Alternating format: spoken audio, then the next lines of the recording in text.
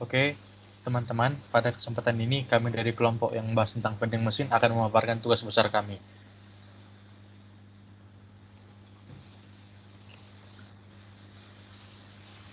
Nah, untuk anggota kelompok bisa dilihat pada slide berikut. Kami berjumlah 6 orang. Nah, yang pertama itu ada bagian computational thinking yang akan dijelaskan oleh saya sendiri, Kevin Agripa Ginting. Nah, computational thinking itu dibagi menjadi 4 bagian. Yang pertama itu decomposition, yaitu pemecahan masalah yang ada.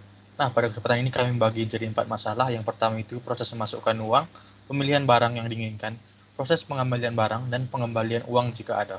Kemudian ada pattern recognition, yaitu pengenalan pola. Dalam program vending machine ini, program membedakan jenis-jenis minuman, makanan, atau apapun yang dijualnya. Kemudian ada abstraction, yaitu vending machine atau mesin jual otomatis adalah mesin yang digunakan untuk melakukan transaksi jual beli. Yang terakhir ada algoritma atau cara pengoperasian mesin tersebut. Cara pengoperasiannya kita masukkan alat pembayaran yang sesuai lalu pilih barang yang kita inginkan dan barang pun akan secara otomatis keluar dari mesin. Selanjutnya akan dijelaskan oleh Ale. Terima kasih. Baik, terima kasih Kevin. Sebelumnya perkenalkan, nama saya Alessio Yusuf. Di sini saya akan menjelaskan sedikit tentang mengenai tugas 2 dari kelompok kami. Nah, di sini kami akan memperlihatkan beberapa flowchart dari algoritma yang kami gunakan untuk program kami. Yang pertama ini ada flowchart dari algoritma untuk memasukkan uang. Dan di sini selanjutnya ada flowchart dari algoritma untuk penentuan mata uang. Nah, di sini ada flowchart untuk membeli produk minuman yang akan sama algoritmanya dengan pembelian produk makanan. Ini akan sedikit saya jelaskan. Pertama, user diminta untuk memasukkan uang. Setelah memasukkan uang, user akan ditanya apakah uang tersebut termasuk rupiah atau tidak. Jika tidak termasuk rupiah, maka akan keluar output kami hanya menerima rupiah. Dan jika termasuk rupiah, maka akan dilanjutkan untuk memilih makanan atau minuman. Nah, karena sama saja akan saya jelaskan di minuman saja. Saat memilih minuman, maka user akan diminta untuk memilih jumlah minuman yang akan dibeli yang dapat diisi dengan bilangan bulat positif dari 1 sampai seterusnya. Lalu user akan diminta untuk memilih minuman apa saja yang akan dibeli. Nah, nanti dari harga total minuman yang dibeli tersebut dijumlahkan dan dibandingkan dengan saldo. Jika harga total lebih dari saldo, maka proses tidak dapat dilanjutkan dan keluar output saldo tidak mencukupi. Jika harga total kurang dari sama dengan saldo, maka akan ada 2 kemungkinan. Yang pertama, jika harga total sama dengan saldo, maka akan keluar output ucapan terima kasih tanpa diikuti dengan nominal uang kembalian. Dan kemungkinan kedua, jika harga total kurang dari saldo, akan keluar output ucapan terima kasih telah bertransaksi dengan kami dan diikuti dengan nominal uang kembalian.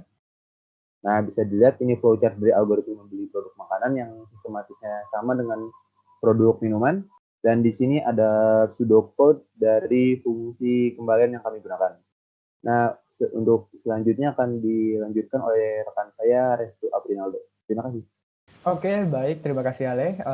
Perkenalkan, nama saya Resto Aprinaldo. Saya di sini akan menjelaskan tentang bagaimana sistem bekerjanya program yang telah kami kerjakan, yaitu vending machine. Baiklah, pertama kali program akan menampilkan selamat datang di vending machine Miao Miao. Nah, selanjutnya user akan diminta untuk memasukkan uang kertas. Untuk contohnya, kita memasukkan sebesar 50.000. Oke, untuk selanjutnya user akan dimintai untuk memasukkan nilai uang logam yang akan kita gunakan. Contohnya kita 500. Nah, untuk sebelumnya perlu diketahui bahwa apabila nominal uang kertas yang kita masukkan bernilai negatif dan uang logam yang kita masukkan bernilai negatif, maka itu tidak bisa untuk masuk ke tahap yang selanjutnya.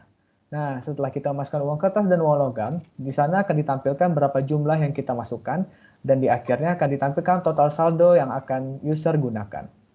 Baik, untuk tahap selanjutnya akan dijelaskan oleh rekan saya, yaitu Andra. Terima kasih. Andra, saya akan menjelaskan apa yang Restu tidak jelaskan. Jadi di sini currency function kita ditanya apakah Anda masukkan rupiah apa tidak. Untuk menjawabnya Anda menekan angka 1 untuk ya dan 2 untuk tidak. Jika Anda menekan selain angka 1 atau 2, maka program akan mencetak masukan tidak valid dan mendirect Anda ke currency function lagi. Nah, jika Anda menekan angka 2, maka program akan mencetak kami hanya menerima rupiah dan prosedur berakhir di situ juga. Sementara jika Anda menekan angka 1, yakni Anda masukkan rupiah, maka program akan memberitahu berapa rupiah yang Anda masukkan dan meminta Anda memilih kategori produk yang Anda inginkan. Di sini produk diwakili oleh angka juga, 1 untuk minuman dan 2 untuk makanan. Jika Anda memilih 1, maka Anda akan didirect ke pilihan minuman atau minuman function, dan jika Anda kedua, maka Anda akan didirect ke makan function untuk memilih lebih lanjut produk-produk makanan. Kompetisi perdana dari kelompok ini dan saya akan menjelaskan tentang fungsi makanan dalam program ini. Pertama, user akan diharuskan untuk menginput jumlah makanan yang akan dibeli olehnya. Nah, fungsi dari input ini itu adalah 2. Yang pertama itu untuk sebagai batas for looping dari makanan apa saja akan dibeli melalui kode yang akan ditampilkan pada bagian selanjutnya. Lalu untuk panjang array B yang merupakan penyimpanan dari harga makanan yang dibeli oleh user dalam fungsi ini. Oke, kita ke bagian selanjutnya. Di sini kita akan memilih makanan apa saja yang akan dibeli user. Misalnya kita akan menginput 2 jumlah makanan yang akan kita beli, kita input 2. Nah, lalu kita disuguhkan pada berbagai pilihan makanan di sini. Di sini ada bandros untuk nomor 1, lalu ada gehu pedas, ada cilokang asep, dan sebagainya. Nah, kita di sini akan membeli bandros dan juga gehu pedas. Kita akan menginput 1, enter, lalu 2, enter. Nah, bisa terlihat di sini kita akan membayar nominal sebesar Rp17.000.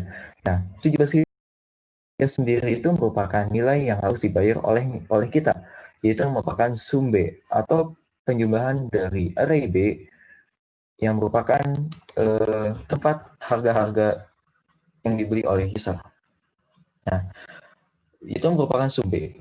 Nah, untuk fungsi kembalian sendiri itu dilakukan di dalam fungsi makanan ini juga, yaitu num1. Num1 itu merupakan apa? Num1 merupakan num yaitu saldo kita dikurangi oleh sum B, merupakan nominal pembelanjaan kita. Begitu. Dan ketika kita sudah menuju menu pembayaran, program akan habis. Nah, untuk selanjutnya yaitu fungsi minuman akan dilanjutkan oleh teman saya Rido. Perkenalkan, nama saya Rida Fatlinus Wahyudi. Di sini saya akan menjelaskan fungsi minuman. Pertama, saya akan mengulangi lagi, menginput dari awal kembali. Di sini user akan memilih minuman dan sistem akan mengoutput list item minuman. Ada air, es teh manis panas, teh obeng, teh telur, dan teh kosong. Di sini user diharuskan untuk menginput jumlah minuman yang akan dia beli, dan jumlah minuman yang akan dia beli ini pun menentukan jumlah array yang nantinya array ini akan dimasukkan harga-harga dari minuman yang akan dia beli. Kita asumsikan user memilih 2 minuman. Di sini user hanya bisa mengasukkan angka 1 sampai 5 dan angka 0. Jika user menginput angka 0 berarti user dianggap tidak jadi membeli dan akan langsung dialihkan kepada kembalian.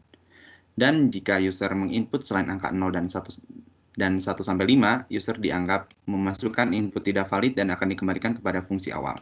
Di sini user kita asumsikan membeli 1 air dan 1 teh manis panas. Dan total harga pembayarannya 23.000 itu berasal dari jumlah array atau sum A dari jumlah array yang harga nominal yang dia input tadi, yang dia beli. Dan jika jumlahnya ini lebih besar daripada saldo user, maka saldo tidak mencukupi dan user akan dikembalikan kepada fungsi minuman awal. Dan jika sama dengan saldo user akan langsung dialihkan kepada fungsi kembalian. Dan jika kurang dari saldo user akan dialihkan kepada fungsi kembalian.